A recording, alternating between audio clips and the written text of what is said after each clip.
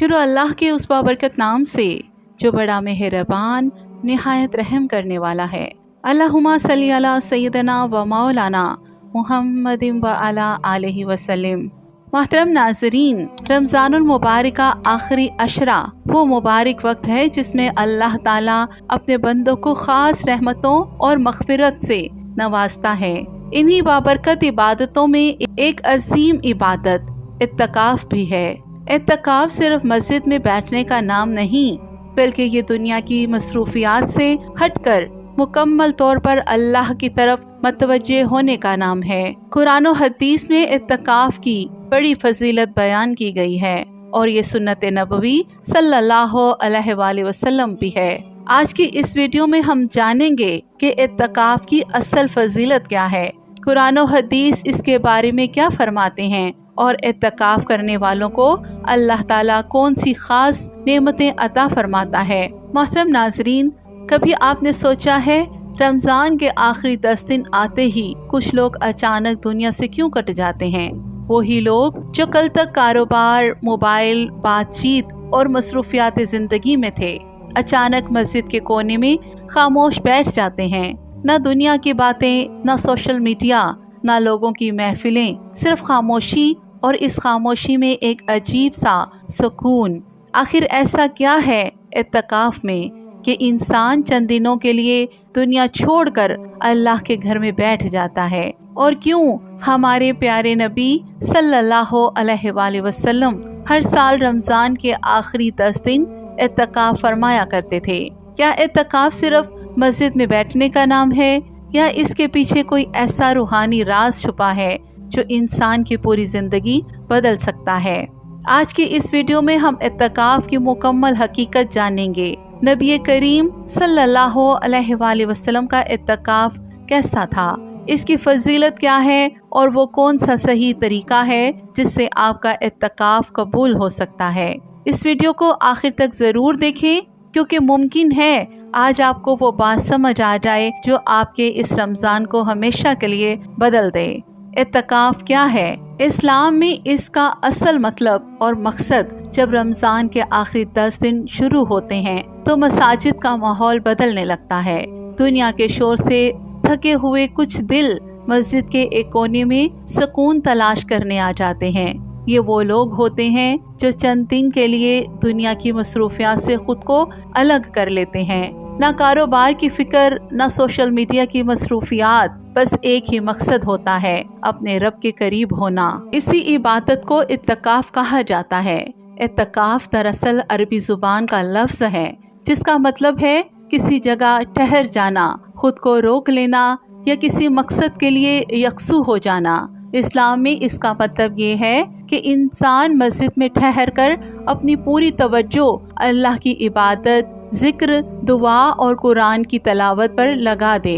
यानी चंद दिन के लिए दुनिया की दौड़ धूप को पीछे छोड़ दिया जाए और अपने दिल को सिर्फ अल्लाह की तरफ मतवज्जे कर दिया जाए। कुरान मजीद में भी इत्तिकाफ़ का जिक्र मौजूद है, और जब तुम मसाजिद में इत्तिकाफ़ की हालत में हो तो अपनी बीवियों के करीब ना जाओ। इस आयत से वाज़िह होता है कि इत्तिकाफ़ इस्लाम में एक बाकायदा इबादत है। ये कोई नई रवायत या सकाफ़ती रस्म नहीं, बल्कि एक ऐसी इबादत है जिसे अल्लाह ने कुरान में बयान फरमाया है। लेकिन अगर हम इत्तिकाफ़ की असल रूह को समझना चाहते हैं तो हमें ये भी समझना होगा कि इंसान को इस इबादत की ज़रूरत क्यों पड़ती है।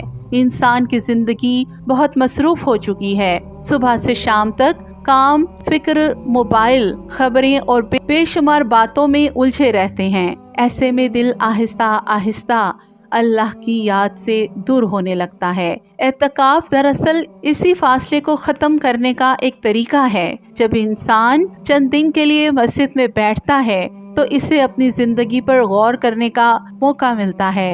इत्तिकाफ़ में बैठने से पहले अपने इत्तिकाफ़ को शेड्यूल कर लेना है कि मैंने दिन और रात को किस तरह गुजारना है। यानी कुरान की तलावत कब से कब तक करनी है, नफल नमाज कब और कितनी पढ़नी है, तहज्जुद कब पढ़नी है, तस्बीह कितनी करनी है, कब सोना है, कब उठना है, और सबसे ज़रूरी ये है कि अपने गुनाहों की लिस्ट بنا لیتا ہے کہ میں کون کون سا گناہ کرتا ہوں، اور پھر ان گناہوں کو چھوڑنے کا پکا ارادہ کر لیتا ہے۔ پھر وہ اپنے گناہوں کو یاد کرتا ہے، اللہ سے معافی مانگتا ہے اور اپنے رب کے ساتھ تعلق کو دوبارہ مضبوط کرنے کی کوشش کرتا ہے۔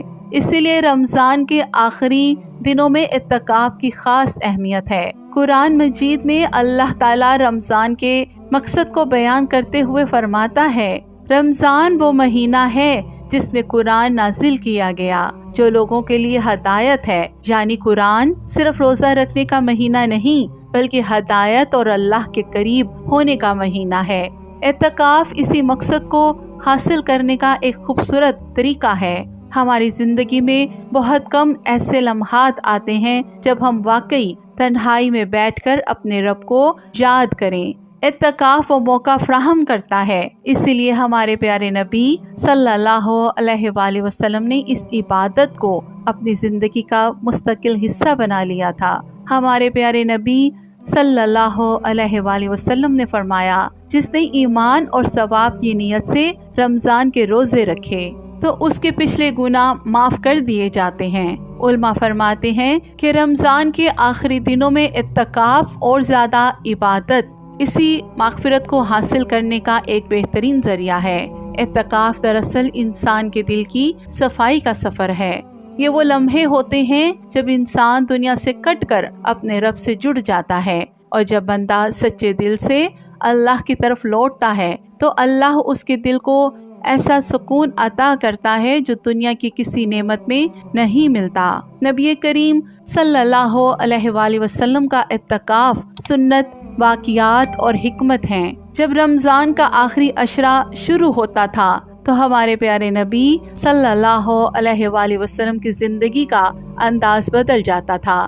یہ وہ دن ہوتے تھے جب آپ دنیا کی عام مصروفیات کو کم کر دیتے تھے اور پوری توجہ اللہ کی عبادت کی طرف لگا دیتے۔ صحابہ رضی اللہ تعالی عنہم بیان کرتے ہیں کہ جیسے ہی رمضان کے آخری 10 دن آتے، نبی صلی اللہ علیہ وآلہ وسلم راتوں کو زیادہ عبادت کرتے، اپنے اہل خانہ کو بھی جگاتے اور اللہ کی عبادت میں پہلے سے کہیں زیادہ مشغول ہو جاتے۔ یہ وہ لمحات ہوتے تھے جب مسجد نبوی میں ایک عجیب روحانی سکون محسوس ہوتا تھا۔ نبی صلی اللہ علیہ وآلہ وسلم ہر سال رمضان کے آخری 10 دن اعتکاف فرمایا کرتے تھے۔ آپ مسجد نبوی کے اندر ایک مخصوص جگہ پر قیام فرماتے، جہاں آپ زیادہ تر نماز، قرآن کی تلاوت، ذکر اور دعا میں گزارتے۔ اس عبادت کے ذریعے آپ پوری امت کو یہ سبق دے رہے تھے کہ اگر انسان واقعی اللہ کے قریب ہونا چاہتا ہے تو اسے کچھ وقت دنیا سے الگ ہو کر رب کے ساتھ گزارنا ہوگا۔ اللہ قرآن میں فرماتا ہے، اور ہم نے انسان کو پیدا کیا ہے اور ہم جانتے ہیں جو کچھ اس کا دل اس سے کہتا ہے، اور ہم اس کی رگ جان سے زیادہ قریب ہیں۔ یہ آیت ہمیں یاد دلاتی ہے کہ اللہ ہمارے بہت قریب ہے، لیکن ہم اپنی مصروفیات کی وجہ سے اس قرب کو محسوس نہیں کر پاتے۔ اعتکاف اسی قرب کو محسوس کرنے کا ذریعہ بن جاتا ہے۔ نبی کریم صلی اللہ علیہ وآلہ وسلم کے اعتکاف کے دوران کئی واقعات ایسے پیش آئے جن سے ہمیں اس عبادت کے آداب اور حکمت سمجھنے میں مدد ملتی ہے۔ اس پر نبی کریم صلی اللہ علیہ وآلہ وسلم نے فرمایا، شیطان انسان کے جسم میں خون کی طرح گردش کرتا ہے، اسی لیے مجھے ڈر ہوا کہ کہیں وہ تمہارے دلوں میں کوئی وسوسہ نہ ڈال دے۔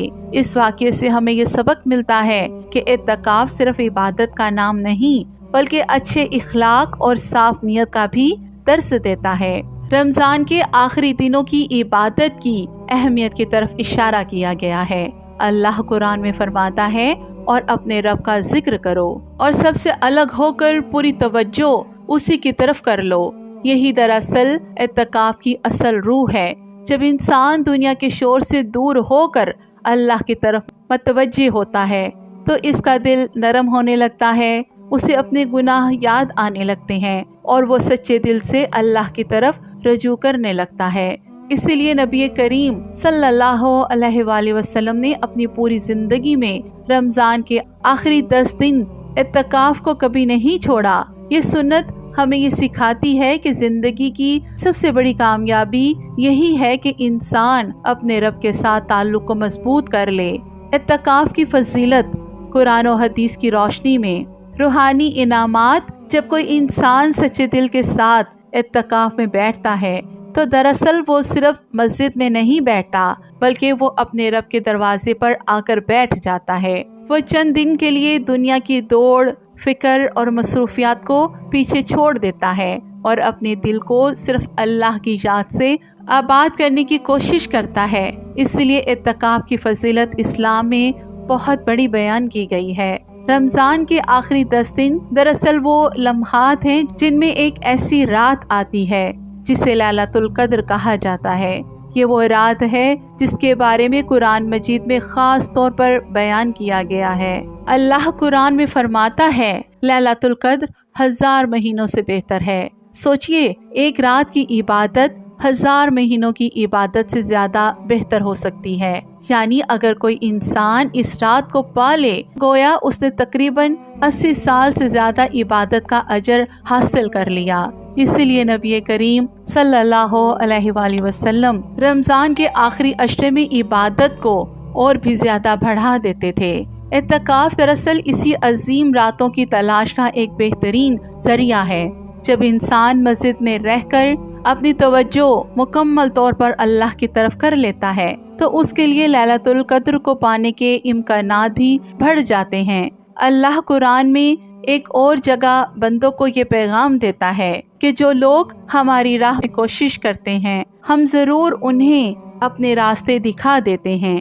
یعنی جو بندہ اللہ کی طرف سچے دل سے قدم بڑھاتا ہے اللہ اس کے لیے ہدایت اور رحمت کے دروازے کھول دیتا ہے۔ اعتکاف بھی اسی کوشش کا ایک خوبصورت اظہار ہے۔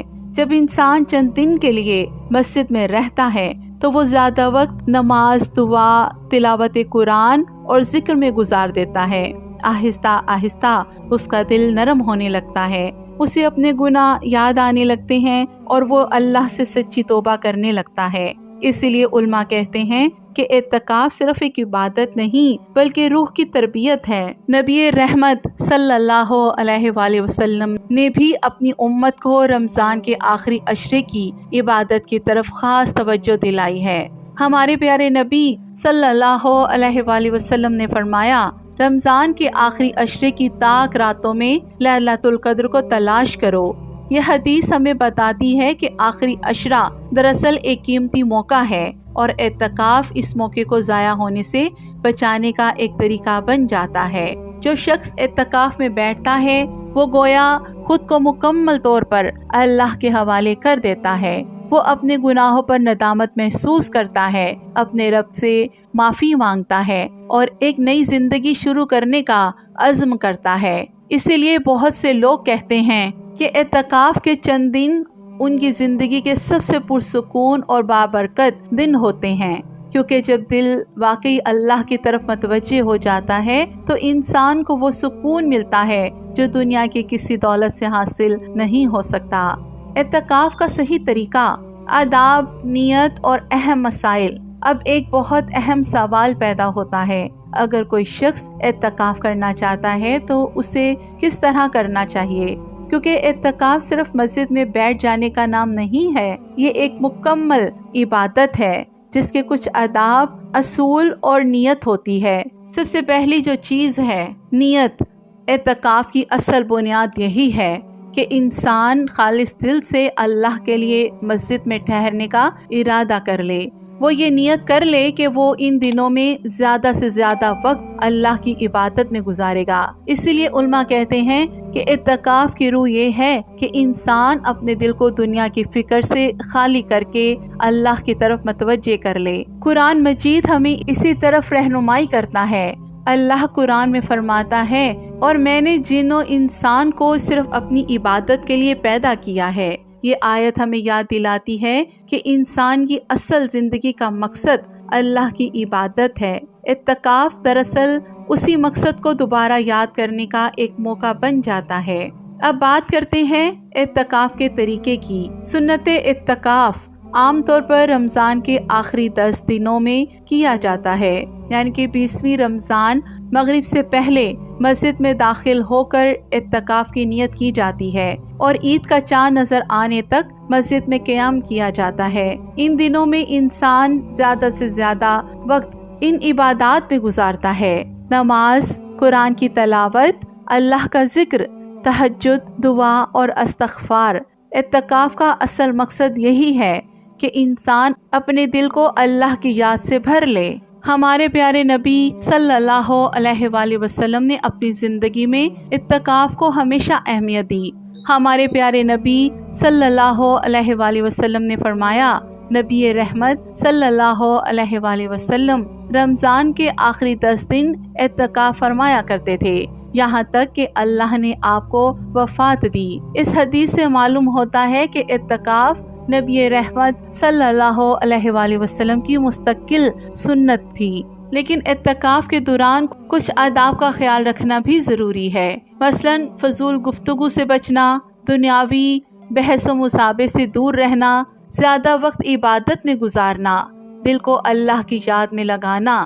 اللہ قرآن میں توجہ دلاتا ہے، کامیاب وہی ہوا جس نے اپنے نفس کو پاک کر لیا۔ اعتکاف دراصل نفس کی اسی پاکیزگی کا ذریعہ ہے۔ جب انسان مسجد کے ماحول میں رہتا ہے تو اس کا دل آہستہ آہستہ نرم ہونے لگتا ہے، اسے اپنی غلطیاں یاد آنے لگتی ہیں، وہ اللہ سے معافی مانگنے لگتا ہے، اور یہی اعتکاف کا سب سے بڑا مقصد ہے۔ یہ عبادت انسان کو یہ احساس دلاتی ہے کہ اصل سکون نہ مال میں ہے، نہ شہرت میں، نہ دنیا کی کامیابیوں میں، بلکہ اصل سکون اللہ کے قریب ہونے میں ہے۔ اسی لیے جو لوگ سچے دل سے اعتکاف کرتے ہیں وہ اکثر کہتے ہیں کہ ان چند دنوں میں انہیں ایسا سکون ملا جو انہیں پوری زندگی میں محسوس نہیں ہوا تھا، اور یہی وہ لمحے ہوتے ہیں جب انسان واقعی اپنے رب کے قریب آ جاتا ہے۔ اعتکاف انسان کی زندگی کو کیسے بدل دیتا ہے؟ اعتکاف صرف چند دن مسجد میں گزارنے کا نام نہیں ہے، بلکہ یہ انسان کی روحانی تربیت کا ایک خاص موقع ہوتا ہے۔ جب کوئی مسلمان چند دن کے لیے دنیا کی مصروفیات سے الگ ہو کر اللہ کے گھر میں بیٹھتا ہے تو اس کی سوچ، دل اور زندگی پر گہرا اثر پڑتا ہے۔ ہماری روزمرہ زندگی میں انسان مسلسل مصروف رہتا ہے۔ کاروبار، ملازمت، موبائل فون، سوشل میڈیا اور دنیاوی ذمہ داریاں انسان کے دل کو اللہ کی یاد سے دور کر دیتی ہیں۔ انسان نماز بھی پڑھتا ہے لیکن اکثر دل پوری طرح حاضر نہیں ہوتا۔ اعتکاف دراصل اسی غفلت کو ختم کرنے کا ایک بہترین طریقہ ہے۔ جب کوئی شخص اعتکاف میں بیٹھتا ہے تو اپنے رب کے ساتھ ایک خاص تعلق قائم کرنے کی کوشش کرتا ہے۔ وہ زیادہ وقت نماز، تلاوت قرآن، ذکر اور دعا میں گزارتا ہے۔ اس دوران انسان اپنے گناہوں پر غور کرتا ہے، اپنی غلطیوں کو یاد کرتا ہے اور اللہ سے معافی مانگتا ہے۔ یہی وجہ ہے کہ بہت سے لوگ اعتکاف کے بعد اپنی زندگی میں واضح تبدیلیاں محسوس کرتے ہیں۔ اعتکاف کا ایک بڑا فائدہ یہ ہے کہ یہ انسان کو خود احتسابی سکھاتا ہے۔